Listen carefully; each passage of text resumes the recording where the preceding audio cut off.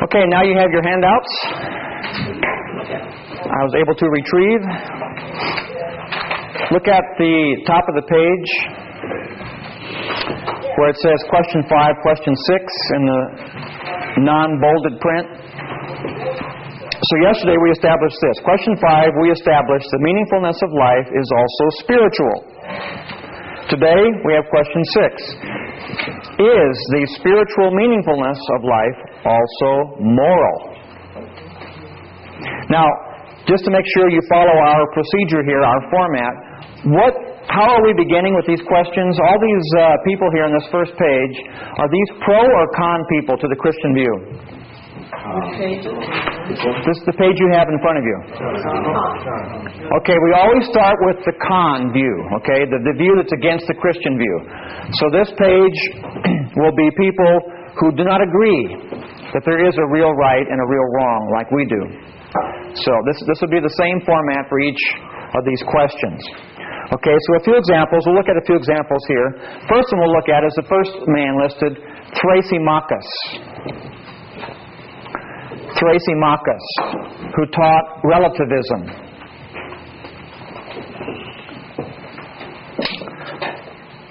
Okay, Thrasymachus, he's a good example of relativism, which is now the rage in today's world, at least in the Western world. All laws are humans' laws. There are no natural or so-called divine laws of right and wrong, good and evil. There may be objective truth. For example, I am Thrasymachus, but not objective right or goodness. All moral laws are subjective, whether individually or socially. Here's an example. Now, of course, he didn't say this, but this is based upon his thinking. So I added some words here that kind of explain further what he's getting at. For example, democratic nations subjectively decide that democracy is good, quote unquote, for them. And that's true. Not every country is a democracy, right? So he's saying, well, some countries choose that democracy is good to them. Other countries choose non-democracy as a good thing for them. There's no universal good for how to have government. And he does have a point to some degree. That what one calls a good government is not called good by someone else in a different place. Or another example. I decide, for example, that borrowing money is bad for me. But I know many people who believe that borrowing money is good. So he would say, there's an example. There's no one right way. We make up our own meaning of what's good and what's bad. Democracy for some, not democracy for others. Borrowing money for some, not borrowing money for others. There's no one right way. Look at the next dash. Laws are not discovered like mountains are, but are created and they're human-made. You don't go walking and bump up against morality like a mountain, he says. Morality is not like mountains. You don't discover them. You make them up. You invent them. And here's the proof. The proof is we can do that, and we do that. We can make up our own laws, and we do make up our own laws. But, without heavy equipment, you can't really make a mountain. Is normal practice, you can't make a Mount Everest. But you can make a new morality. So he says, we can do it, and we do it. That's the proof that there is no one way, there's no true right or wrong. And look at this next line. This next line will show us what's happening in our world today, exactly. Again, he says, we can, italicized word can, and often do change existing laws. For example, the laws of morality, such as homosexual practice. So what some countries call bad, such as sodomy, is now being called good. In fact, I find it interesting. Was it 2003, I believe, that in my home state where I was born, Texas, they had on the... I have a fellow Texan here? Right on. Right on, brother. Go Longhorns. Oh no, wrong place to say that. You got all these California guys in here. I'm with you. I got a Bible here, so that'll not might protect me. Where was I? Okay, in Texas they had for a long time a sodomy law, anti-sodomy law. I forgot where I read this, but it was a politician who was part of that overturning of that law. And I found it interesting that they still kept the word sodomy. Those who are now in favor of sodomy, they still use that word, sodomy, which I thought was quite interesting. Where does that word come from, literally, sodomy? From Sodom and Gomorrah, okay? And why did they pick that town in the Middle East to call a practice sodomy? Because we know that from the biblical history, Sodom and Gomorrah practiced homosexual sex. It's a very common thing. And if the story is true, which we believe it is, God disapproved. They were not following the manufacturer's instructions for how to be human. Okay, so He destroyed that in judgment.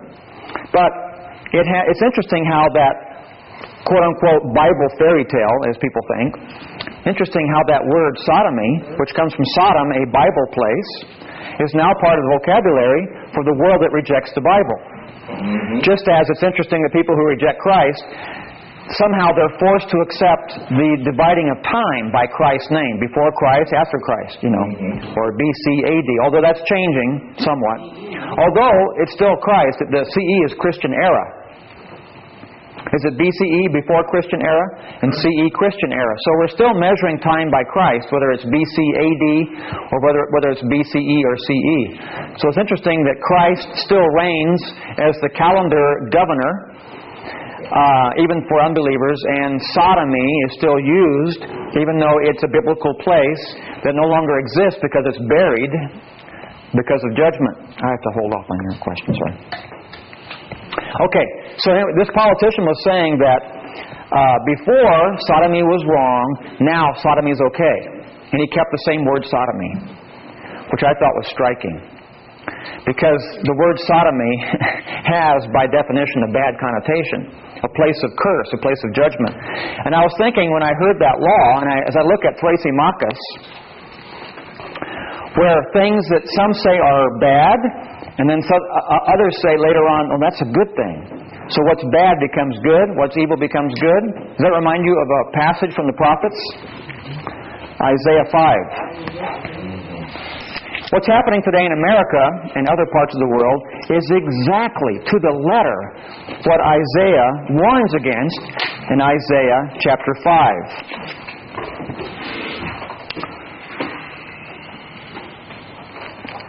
Verse 20. Isaiah 5, verse 20. Again, this is happening to the letter. This is happening literally in our country today.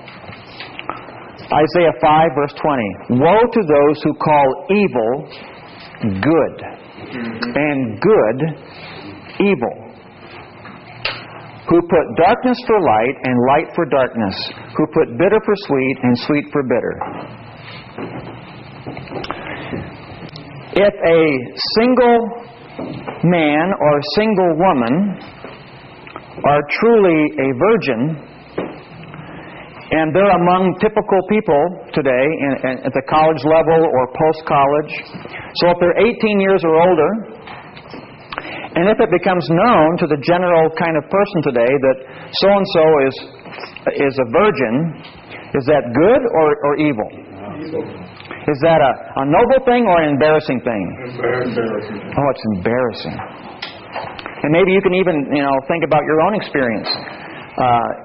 For those of us who were virgins until we got married, for those of us who are married, you might have felt, like many of us have felt growing up, an embarrassment at being pure. Somehow pure means bad. Like the movie that came out recently. What's it called? That so-called comedy? 40. The 40-Year-Old Virgin. Ha ha. It was a big comedy because, what a ridiculous idea. A 40-year-old man, he still hasn't had sex. He still hasn't fornicated. Oh, how embarrassing. We got to get that guy fixed. We got to fix that guy. We discussed that in last module, apologetics. So what was evil, and what was evil in terms of fornication is now good. You should fornicate if you want to be, an upstanding citizen. And if you're a virgin, good grief, you can't be a virgin. That's shameful. So what is evil is good. What is good is evil. It's happened just like it says. And again, sodomy. They even use the word sodomy. Sodomy was against the law. Now the politician said sodomy is good. It went from being a curse to be punished with brimstone into a noble action that should be applauded. So what's happening is exactly what Isaiah said. So but Thrasymachus says, that's the way life is. We make up our own rules, give our own meanings to morality. There's no universal right or wrong. So be thinking how you would respond to that philosophically. Now, it'd be easy to quote a Bible verse, but this class is to train us to respond also with philosophy, with true and good philosophy, okay? So we're not anti-Bible here. We're trying to complement the Bible by using also reason and evidence.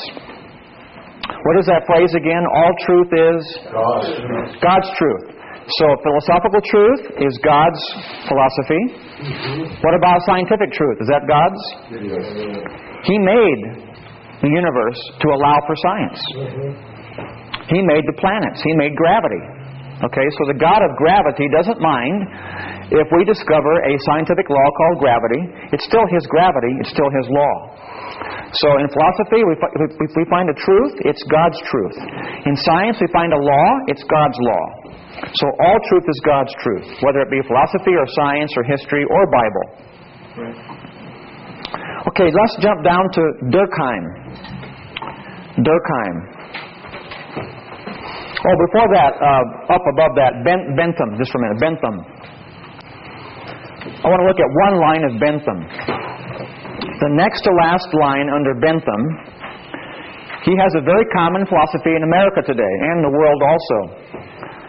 He says that the principle that guides us should be this: the maximum happiness of the maximum number. It's a very common view of government. The maximum happiness of the maximum number. Now, sometimes that works okay. That view can work sometimes is a good principle. But what's the potential danger with that? Be overruled by evil. If you have a majority that's leaning toward evil, and they think that sodomy is good, which that's the way things are going, at least by law, then the minority that used to think, or thinks what used to be thought universally, that sodomy is bad, will be overruled, which is happening today.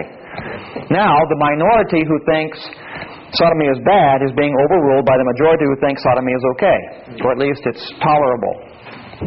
Let those who want to do it without being hassled. So this is the problem with what kind of government. This is one of the flaws of what kind of government. Democratic. A pure democracy does have some serious flaws. Now, what is God's ideal for government? Democracy? Theocracy. In God's definition of the perfect government, it's theocracy, not democracy. Democracy does have some pluses, but it has some serious minuses. And here's one of them. If the maximum number of people have a perverted sense of what happiness is, and we heard that this morning in the message, then they are the ones who make up the rules as to what's legal, even if it's wrong in terms of rationality or scripture or otherwise. So this is one of the flaws with pure democracy. So when President Bush says he wants to give Iraq democracy, I think, well, there's some good in democracy, but there's some bad too, because democracy allows casinos and pornography like it does here. And as bad as Iraq was before, I sometimes wonder which is worse. Because Iraq, at least before, had a stronger morality in many ways than we do. Now, yes, they had some serious flaws, but so do we. And I'm not sure if I want to give Iraq casinos and pornography, but it will come. If they become a democracy like our democracy has become. In time, they'll become more like that. Okay, Durkheim.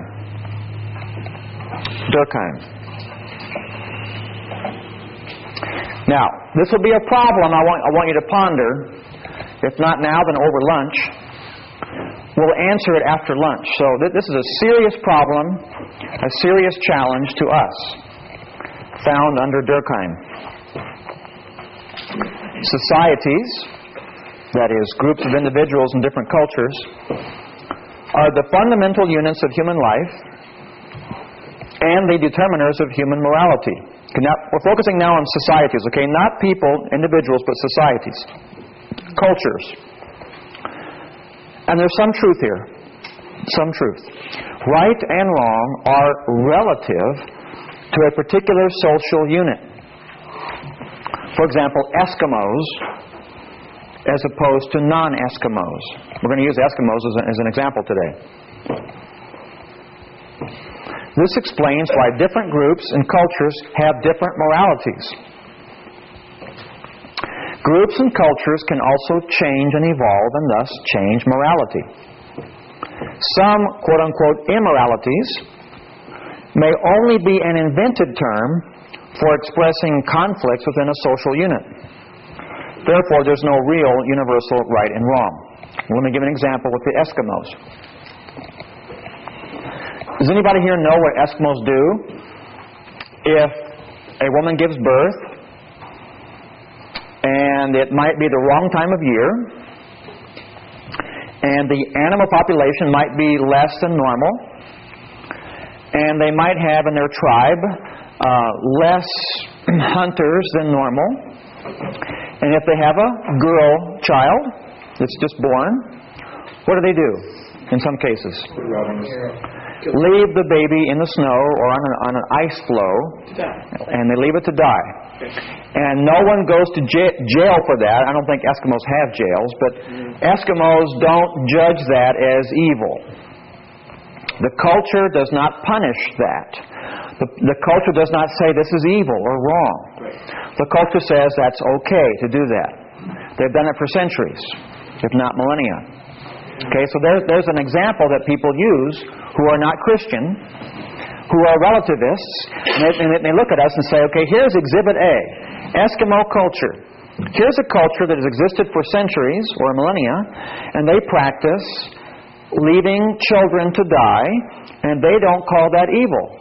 They call that good or necessary.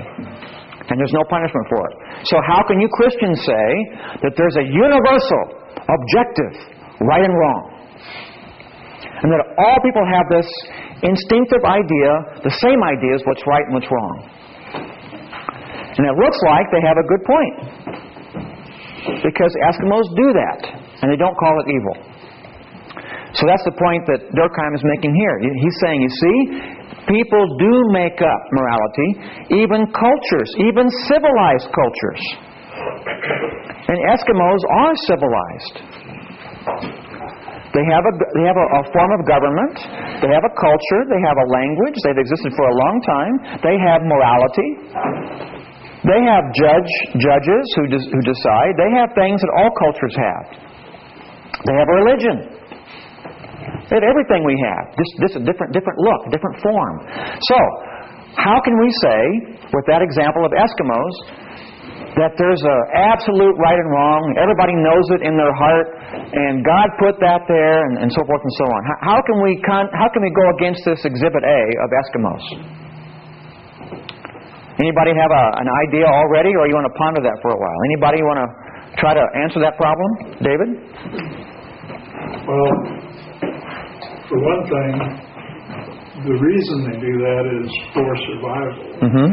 So they have an idea that it's for the good of the society that this baby is actually left. He's not just left there arbitrarily, but he's left there because at some level they think that survival is good. In this case, they're choosing the lesser of two evils, which one would be that they would not be able to survive if they had the encumbrance of the child. Thank you. Okay, David said that they do that because they have another value, which is the tribe survives. And they have a view that the new child might hamper the tribe's survival. We'll come back to that after the break. That's a very good response. We'll follow up with that after the break or after lunch in the afternoon. Come back to that and also other factors that are involved. Anyone else have a comment about this Alaska problem? Does anybody bother to ask the mother of the child how she felt about the issue? Well, of course, I have no specific evidence about what the mother thinks, but I'm assuming that she would be in line with that tribal view. But what about maybe not? But what about the innate feelings mothers have about giving birth to their children? Well, I'm sure it's hard. Number one, I'm sure it's hard for the mother. But yeah, it's a good question. What is her philosophy? Would she go along with that? Where does this come from? Where does that inability to give that up? Yeah, where does that difficulty in giving up a child come from? Which we're sure she has to feel that way. Any natural mother would feel an attachment to her child. Mario, you have a suggestion for this problem? Well, it seems like it would be hard for the Eskimos to survive if all their children are born male, and at the time that female is born is at the time that they're able to die. Then they can't keep on surviving without a woman. Yeah, he said that it'd be hard to have too many men and too few women because then you can't reproduce and survive that way. But we're talking here about a situation where there are plenty of women in the tribe and plenty of men, but there's not enough room perhaps for one more woman at that time. So there are a lot of complicating factors here, but the point we're making is they do practice leaving some women or female babies on the ice floe. And we have to deal with that as Christians. How can we respond to that and still prove by reason, if not Scripture, that there is still one universal right and wrong, and this still harmonizes with that. But I'll also give you after our lunch break, there's also evidence of things that do not harmonize with the principle of survival and for the common good, and how do we respond to that? Because there are clear-cut perversions in cultures that have to be addressed as well. Okay, Robin, you have another answer or suggestion? If the laws governing the United States, which now would govern, or I'm assuming we're talking about Alaska, would play in, and if that is still occurring. Okay, yeah, the question is, are the laws in America, since Alaska, where we have Eskimos also, do the laws of America or the laws of Canada, do they have any application for the Eskimos? Isn't the Eskimo practice against the law of the lower states or that of Canada? Why don't we hold off on that until after the camera's off, further questions or comments. But we're going to come back to this later, so maybe you can have a chance to respond later. We'll come back to that after lunch. But do you see the problem with this Alaska example? That's just one culture. I could use many examples. That's just one example of many where you have cultures that do have strange practices. In fact, there's a book that I have on my shelf at my apartment called Strange Virtues. It's a recent book. Strange Virtues, Strange Morals. So different cultures have different morals. So how can we explain that if we still maintain as Christians that there's still one universal right and wrong, one absolute objective right and wrong? How can that fit with all these different cultures that have different morals? And they don't call those things evil that we do. Okay, so for example, today we have sodomy, that's now good. We have homosexual practice, which is sodomy. We have gambling and casinos, which used to be a vice. Now it's like a virtue. In fact, I went to a casino that even had a child room, a children's casino room, where they have toy slot machines. So while the adults are playing with real money, their kids are playing with toy money, preparing them for adulthood. So we're producing a society of gamblers, which used to be a vice. So now it's a wholesome, so-called wholesome family way to spend the day. Take the kids, take everybody to the casino, and let's all gamble together. And Las Vegas is becoming, kind of like Disneyland used to be, a place for the whole family.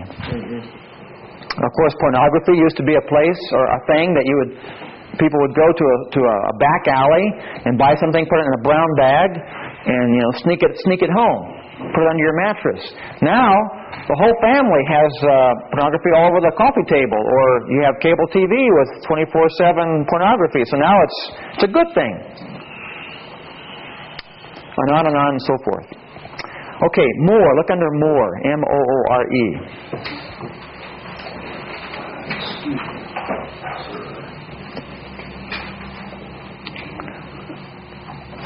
He said, was one of his main points in philosophy, good, the concept good, is indefinable. The word good cannot be defined one way, he says, in terms of some fixed, inherent, universal meaning. Science cannot see goodness, analyze or define goodness. But notice again, we already established yesterday that physical science doesn't have the final say as to what exists in reality. We already established yesterday that what else exists besides matter? Spirituality, or non-matter, also exists. So he's arguing somewhat from a position that's already been defeated. Okay, physical science can't see it, but there's more than physical science. There's also theology, spiritual science. Philosophy, science of the mind, which is immaterial, and so forth. Okay, look at his example, third line under example. He says, so-called goodness, which is usually defined as pleasure, is contradicted by other definitions and or experiences. Who's that person in history who thought that pain was pleasure? And we even have, as a common vocabulary word today, a word based upon his name. Marquis de Sade. Yeah, Marquis de Sade is the man. And what do we call that practice that pain is good? Sadism. So most would say, if you get hit or cut or whipped, that's bad. And Marquis would say, do it again. Thank you. I like it. So Moore is saying there's no one standard for what good is. Marquis de Sade says pain is good. Most say pain is not good. But there you go. You have difference of opinion. So morality is just opinion. It's all relative. That's his evidence. He says the last line there, nature is morally neutral. There are three words that have the word moral in it. Can you think of them? There's moral by itself. Morality. Okay, morality, okay. That's one category. Immorality. Now, a consistent naturalistic macroevolutionist and a relativist has another word. Okay, amorality or amoral. What does the A mean? Okay, without or no morality. It's not immoral. There's no wrong. So here we have wrong. This is wrong. This is right. And this is nothing. There's not that and there's not that. There just is. Things just are. No value. There are no values. So what's the inconsistency here? Most atheists, sooner or later, Do they maintain in all kinds of things in life that everything is just nothing, no value? No. No right, no wrong? No. Once again, all you got to do is wait till they have their first car accident, traffic accident. If it's the other driver's fault, then they're going to blame them for wrong and seek damages and try to get the other insurance to pay for it because they did the wrong. No one can live very long in an amoral way. It's very hard to be consistently amoral, that there's nothing of value, no right, no wrong. No right, no wrong. It's very hard to live that way. I would say it's impossible to live that way. They can't do it. But they teach it, and they believe it as a theory. It's very hard to do. But he's saying here, nature is morally neutral, amoral. So if you have a pen or a pencil, you can call that amoral. Beneath that line where it says nature is morally neutral, if you have a pen or a pencil, you can put down beneath that amoral or amorality, which means there's no right, no wrong. Things are only neutral.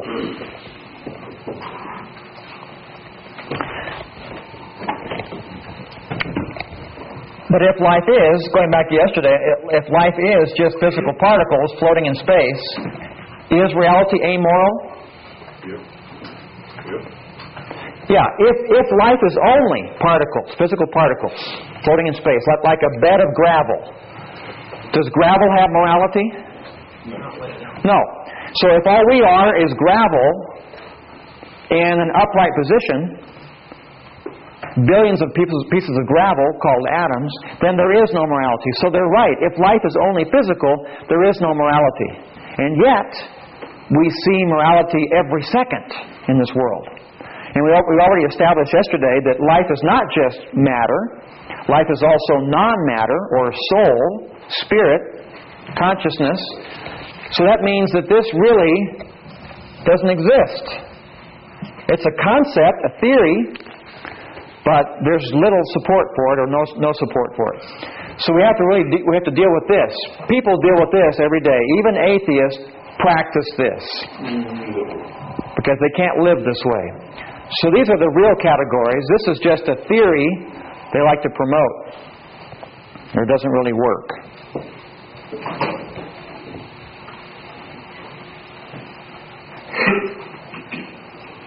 So again, if amoral is the way things are, then why does everyone, including atheists, so quick to say that's wrong when a wrong thing happens, or to believe in justice and punishment? Okay, look under Russell.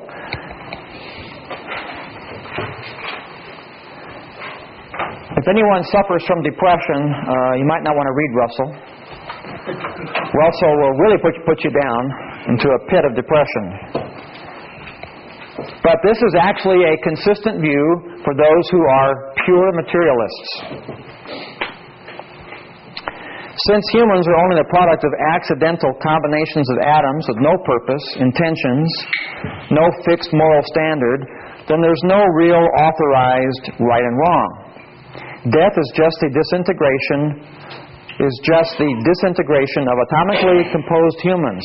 Therefore, there's no afterlife type or authorized and purposeful judgment of what humans did, good, quote-unquote, or bad. Eventually, the entire universe in present reality will disintegrate. This fact indicates the uselessness of believing in an eternal, real standard of morality. So now, once again, how long have our children in America who have gone to public schools, how long has this been taught in elementary, junior high, high school, and college level in America that we're just material atoms with no absolute right and wrong, no absolute purpose? How long has this been taught in our school system? 30 years? I'd say roughly 100 years. Now, when did Darwin have his theory? What year was that? 1859, I believe, was the publication of his book. I believe it's 1859. it takes a while for things to come down to the real world. You get ideas first. Ideas have what? Consequences, but it takes a while for the ideas to come down to the real world and affect society. So let's say it took maybe 40 years for the school systems to have a large influence with this view. Now that movie about the famous law case, Inherit the Wind is the movie, is it? Yeah. The famous law case between Clarence Darrow and, forgot the other lawyer. Scope?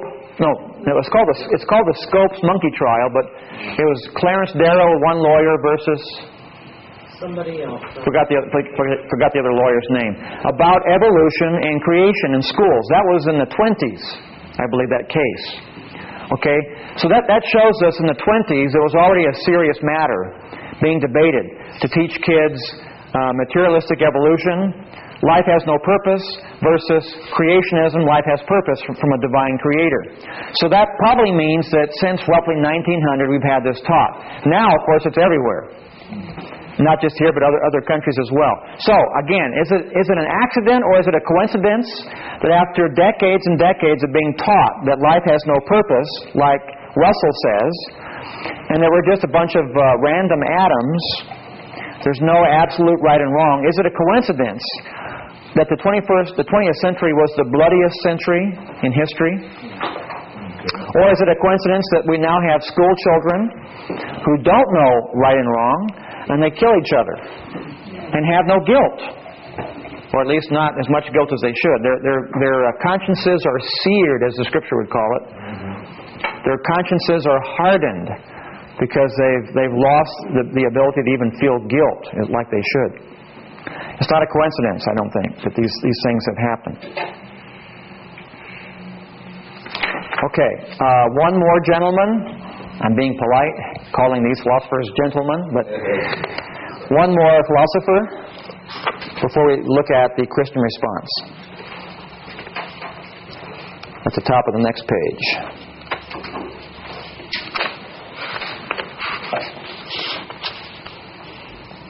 How's your time doing, Calvin? How many minutes left?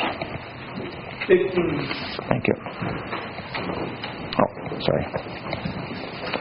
Yep.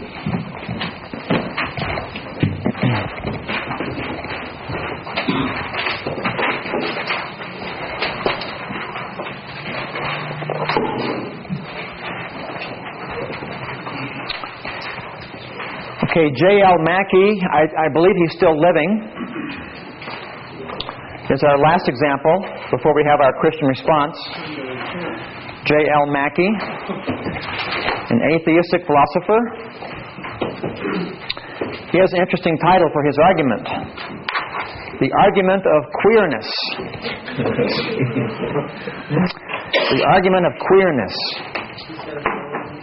He says that there really were real objective values of right and wrong, then it would be queer or strange, a strange thing, based upon typical observations of life. Again, this is much like Thrasymachus. Mackey is saying, well, in real life you bump into food or mountains, or you know very quickly what fun is, but things like right and wrong are kind of shady and fuzzy and queer kind of categories. Not like food and mountains. And if a person were to know right and wrong, they would have to have special senses. And he believes all we have are 5 senses. You can't smell good, you can't see good, you can't taste good, you can't feel good, you can't hear good. Did I repeat one of those twice? But the 5 senses cannot be used to detect goodness, he's saying. And it's true. You can't see truth. You can't hear truth per se without words being spoken. You can't weigh truth. You can't see it in a microscope. So he's using the 5 senses to say there's no such thing as right and wrong, like there is food and mountains. But again, we already established yesterday, without going all over it again, that what else exists? Anger. Things beyond the 5 senses, because you can't see anger. Kant said, you can't see anger, you can't weigh anger, you can't find it in the body. But there is anger. Anger is universal. And we know that Eskimos get angry. We know that Buddhists get angry, and Indians and Russians and Americans. Everybody at some time gets angry. That's a universal. So, where does that come from? You cannot find anger among particles of gravel or atoms or molecules. So that alone is a good argument that there is non-matter. There's soul, there's spirit. That's where anger arises. So why not truth and right and wrong? So we already answered Mackie yesterday, basically. So now we come to our Christian response. Okay, so notice our main title now. We're going to go to the pro. We just left the con, the anti-Christian position. We're now going to the pro-Christian position. So this is now the Christian philosophical response, which will be in harmony with Scripture and or using partial truths with extra biblical sources that are still in harmony with Scripture. Okay, let's go to the second paragraph under Reed. Reed is a common sense philosopher. We need those kind of people.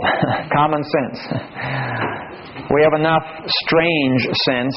We need some common sense. Now, the second paragraph is the view of a man named D. Stewart. But I put him under Reed because he's influenced by Reed's common sense approach.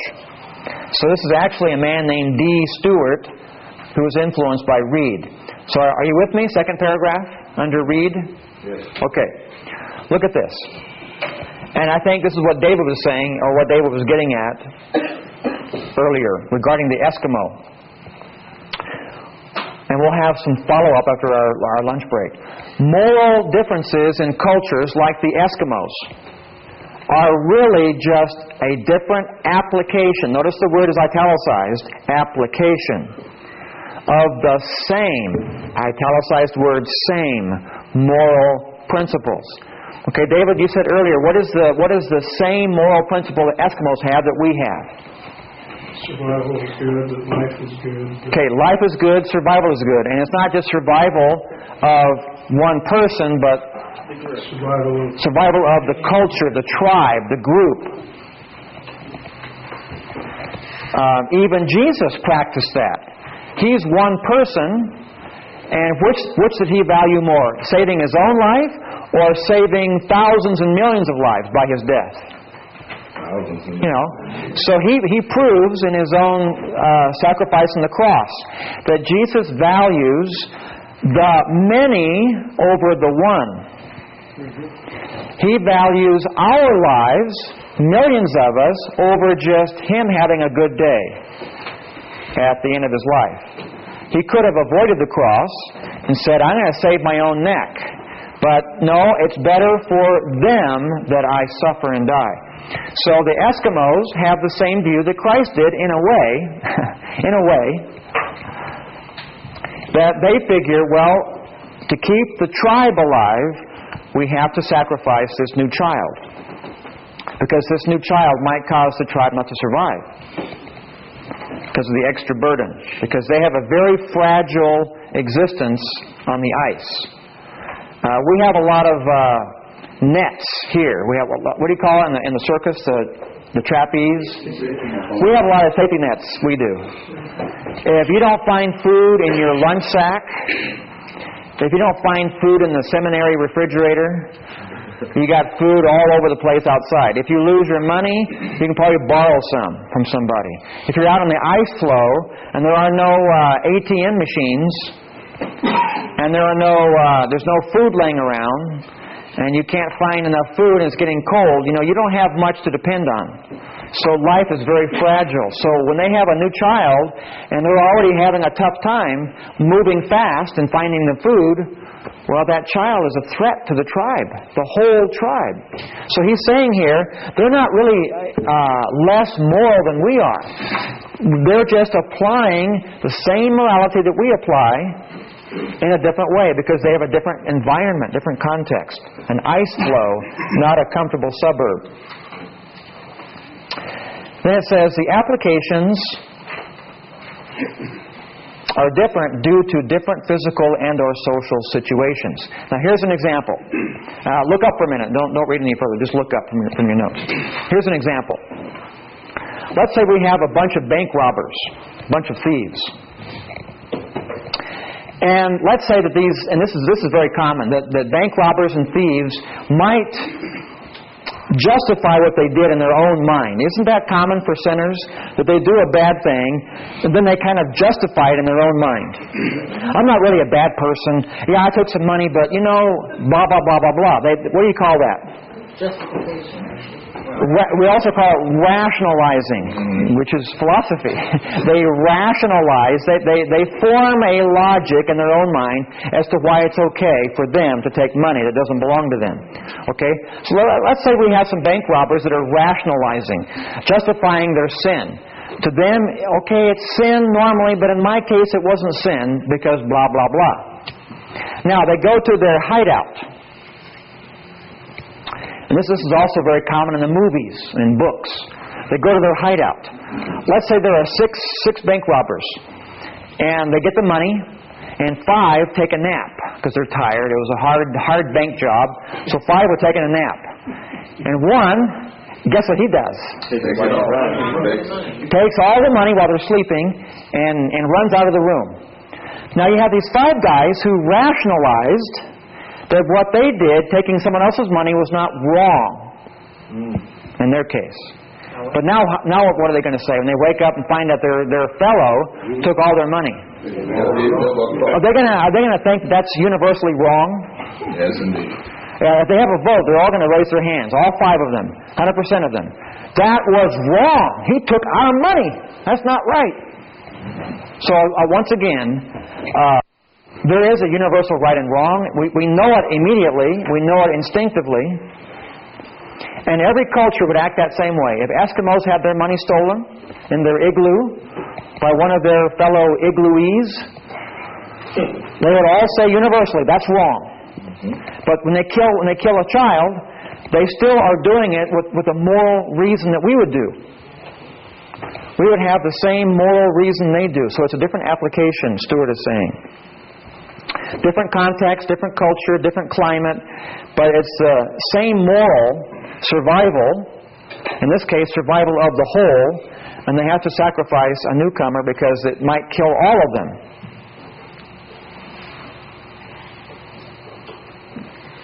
Okay, we'll take a break there and come back later.